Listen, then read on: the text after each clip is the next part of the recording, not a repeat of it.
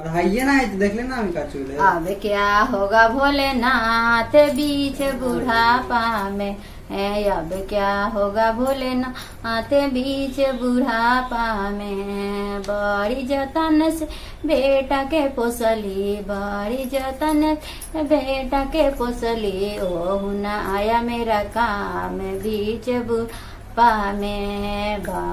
आया मेरा काम बीच बुढ़ापा में। बड़ी जतन से बेटी के पोसली, बड़ी जतन से बेटी के पोसली, ओहु न दिया मेरा साथ बीच बुढ़ापा में, ओहु न दिया मेरा साथ बीच बुढ़ापा में। बारिश से पुतो ही उतर, ये बारिश से पुतो ही उतर ले, ओहु मारे बड़ी मार बीच बुढ़ापा में है, ओहु मारे बड़ी मार बीच बुढ़ापा में। कब क्या होगा भोलेनाथ बीच बुढ़ापा में, अब क्या होगा भोलेनाथ बीच बुढ़ापा में। सिरवा के बाल पकल मुहावा के टूटल, सिरवा के बाल पकल मुहावा के टूटल, हड्डी छोड़ दिया माँ से बीच बुढ़ापा में, हड्डी छोड़ दिया माँ